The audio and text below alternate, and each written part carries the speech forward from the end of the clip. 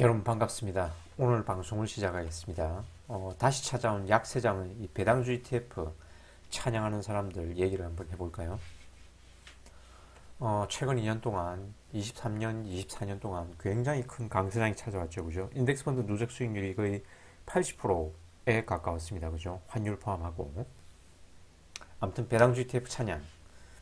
1998년 기준 1,000개가 넘는 인기 있는 액티브 펀드 판매하는 그 찰스 슈왑 ETF의 명가 이 찰스 슈왑은 자신들의 그 배당주 펀드를 열렬히 광고를 하고 있지만 정작 자기 자신의 돈과 자기 회사 자산은 인덱스 펀드에 투자하고 있다. 이 종목을 뮤추얼 펀드 상식에 나오는 얘기입니다. 그리고 월마트 창업자 이 샘 월턴 가문의 자산 대부분은 뱅가드의 그 인덱스 펀드에 투자되고 있다고 그랬죠. 그죠? 옛날에 이 기사 한번 소개했습니다. 그래서 이 김영희님의 질문을 토대로 해가지고 만든 영상입니다. 아무튼 김영희님이 5년 전에 이렇게 연금 계좌 만들어 S&P 500 인덱스 펀드 투자 잘 하고 있었는데 뭐 최근에 자기 친구들 모임에서 친구들이 배당주 펀드를 그렇게 찬양하더라. 대개 이런 주부들은 안정적인 투자를 좋아하니까 월세 따박따박 나오는 뭐 임대 수입 그리고 이런 배당금 따박따박 나오는 따박따박 굉장히 좋아합니다. 그죠? 원금 손실 없는 이렇게 친구들이 배당주 찬양을 그렇게 하더라는 것이다. 아무튼 김영희님 같은 경우에는 5년 전에 이 연금저축의 인덱스 펀드가 1.7배 올랐거든요. 1.7배, 170% 수입을 거뒀는데 아무튼 이렇게 친구들 만나보니까 배당주가 원금 손실 없이 그렇게 좋다고 하더라 라는 얘기를 듣고 배당주 해야 되냐. 슈드, SCHD가 연금계좌에서 그렇게 좋더라 라는 얘기를 하더랍니다. 친구가. 그래서 미리 결론 내리면 자 젊은이든 늙은이든 배당주 펀드 투자하지 마라 라는 얘기입니다.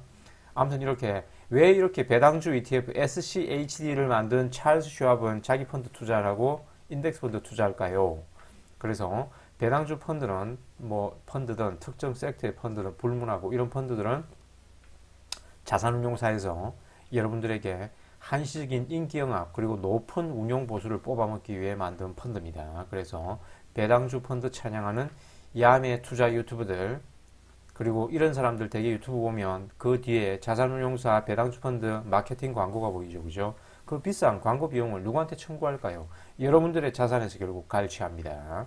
그래서 이런 거 하시면 안 됩니다. 그냥 인덱스 펀드 투자하세요. 인덱스 펀드. 늘 하는 얘기잖아요. 그죠? 이런 영상도 벌써 수십 편을 만들었습니다. 그죠? 그리고 이런 걸 보는데도 다시 이렇게 친구들하고 모임에서 귀가 솔깃 돼가지고 또 이런 질문을 합니다. 아무튼 이렇게 배당주 펀드의 장기 세후 수익률, 결국 세금 다 떼고 거래 비용 다 떼고 남는 돈이 여러분의 진짜 수익률이라고 그랬죠. 그래서 장기 세후 수익률은 결코 S&P 500 인덱스 펀드 수익률을 이길 수 없다. 간단히 증명했잖아요. 그죠? 배당 소득세와 배당 재투자 시 발생하는 슬리피지 손실 등등이 수익률을 잠식하게 됩니다. 구체적으로 뒤에서 살펴볼게요. 그리고 이 배당주 펀드에 편입되는 개별 주식 종목의 선정은 결국 펀드 매니저의 종목 선정과 마켓 타이밍의 영역이라고 그랬죠. 그리고 이렇게 종목 선정과 마켓 타이밍이 포트폴리오의 장기 성과에 차지하는 비중은 5% 남짓이다. 역시 귀에 딱지가 않도록 얘기했습니다. 자, 근거는 배당주 ETF의 배당금 지급 시 배당 소득세가 15% 원천 공제됩니다. 그죠? 이거는 연금계좌에서 해도 마찬가지입니다. 해외 주식의 배당 소득세는 과세연 안 된다 그랬죠. 그래서 지금은 이제 원천 공제됩니다. 그리고 배당금을 재투자하는 과정에서 매달 그렇게 배당금 받아가지고 세금 떼고 들어온 배당금을 받아가지고 다시 여러분이 직접 재투자를 해야 될 거 아닙니까? 그죠? 그래서 그때 발생하는 거래 수수료, 슬리피지 손실이 수익률을 깎아먹게 됩니다.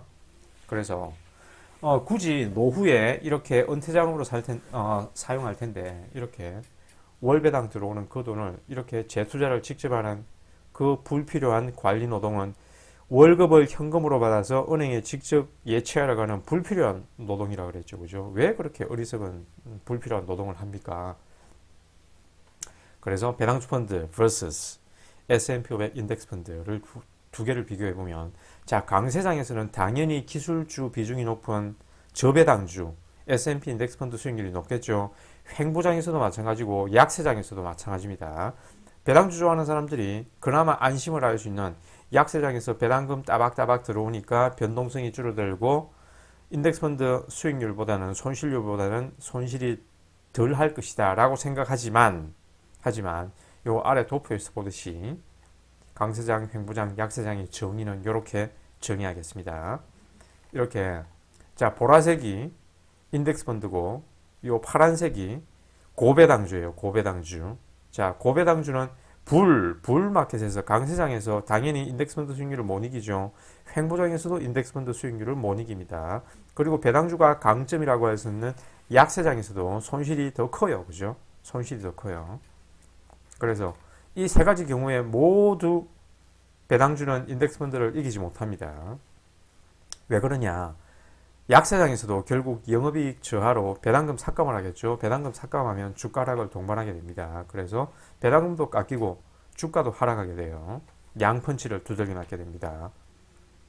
그래서 약세장에서조차 S&P 인덱스펀드 수익률을 이기지 못한다. 최근의 결과입니다. 최근 10년 동안 2016년에서 2020년 동안 2025년 동안 그 2018년에 트럼프 임기 2기 때 이렇게 미중 무역 분쟁으로 이렇게 약세장이 한번 찾아왔습니다. 그런데 SCHD 배당주 펀드는 인덱스 펀드 수익률보다 더 크게 감소했죠. 그죠? 손실률이 더 큽니다. 그리고 이후 2년 동안 찾아온 강세장에서 현저하게 인덱스 펀드 수익률을 언더퍼폼하게 됩니다. 그러면 이런 강세장에서 SCHD를 1년 동안 버티면서 들고 있는 사람이 있을까요? 다 또 인덱스 펀드로 바꿉니다. 그렇게 포트폴리오 와리가리 하다 보면 세금과 거래 비용으로 자산이 녹아내린다 그랬죠. 자, 이런 강세장에서 SCHD를 들고 있을 사람이 있을까요? 그래서 2018년 약세장에서는 배당주 펀드는 인덱스 펀드보다 더 떨어졌고 그 다음에 찾아온 강세장에서는 인덱스 펀드의 성과에 현저하게 뒤처지게 됩니다. 자, 2019년, 2020년 요 그래프입니다. 그죠? 요 두 개 그래프. 그리고 2023년 자, 2022년에는 배당주가 그나마 선방을 했네요. 그죠? 하지만 이후 찾아온 이 두 개의 강세장에서 23년, 24년 이 강세장에서 요 수익률은 요렇게 크게 하락했던 인덱스 펀드는 이 2년 동안 배당주 펀드를 압살했습니다. 그죠? 압살했어요. 그래서 이 2년 동안 배당주 펀드를 장기 보유할 수 있는 사람은 아무도 없습니다. 다 곡소리 납니다. 자, 2023년과 2024년의 강세장을 맞아보면 인덱스 펀드 수익률이 현저하게 언더퍼폼하는 배당주 펀드를 보면 배당주 장기 투자의 다짐이 심각하게 흔들리게 됩니다. 그죠?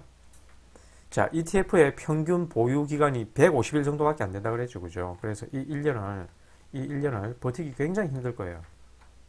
거듭 말하지만 약세장의 맥시멈 드롭다운 고점에서 얼마나 많이 떨어졌냐, 이 MDD의 공포보다 강세장의 FOMO의 상실감이 2.5배 더 견디기 힘들다 그랬죠.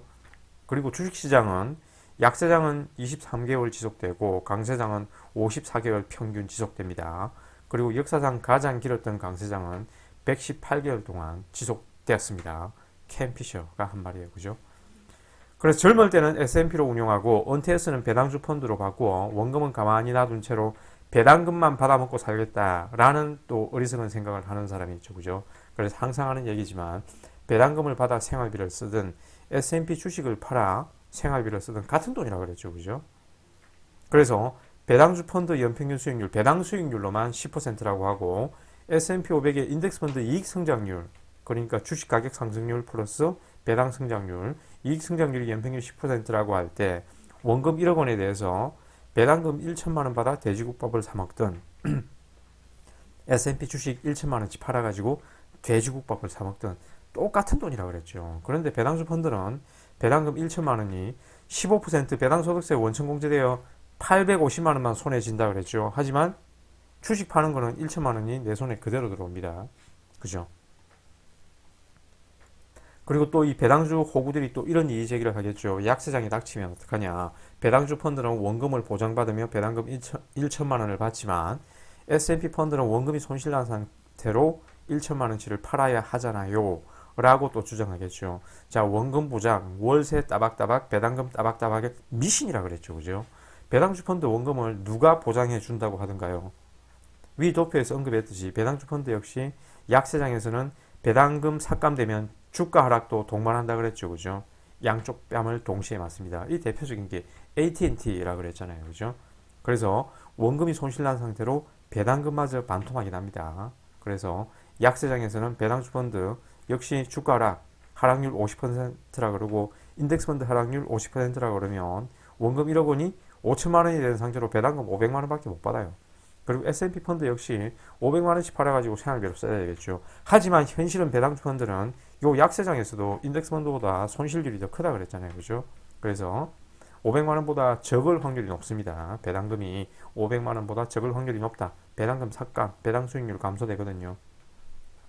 하지만 S&P 인덱스의 이 이익 성장률은 지수함수라고 그랬죠. 엑스포넨셜이기 때문에 결국 장기적으로는 인덱스 펀드를 투자하게 되면 원금이 잠식되지 않은 채 이익 성장만으로 생활비를 충분히 인출할 수 있게 됩니다. 자, 10분이 넘어가네요. 이하 영상의 내용은 블로그로 가셔가지고 원고를 꼼꼼히 읽어보시면 됩니다. 10분 넘어가면 또 여러분들이 보기 힘들 테니까, 그죠? 이하 지난 10년 동안 백테스트. 아무튼 다 못 이기고 있습니다. SPY를 SCHD가 못 이기고 있다라는 얘기입니다. 쭉 읽어보시면 됩니다. 이하 또 보기에 참고할 만한 영상들 역시 읽어보시면 되고, 그리고 상가 건물 투자, 임차인 리스크도 부담해야 된다. 자, 이하 이렇게 쭉 읽어보시면 됩니다. 이상 오늘의 방송을 마치겠습니다. 시청해주셔서 감사합니다.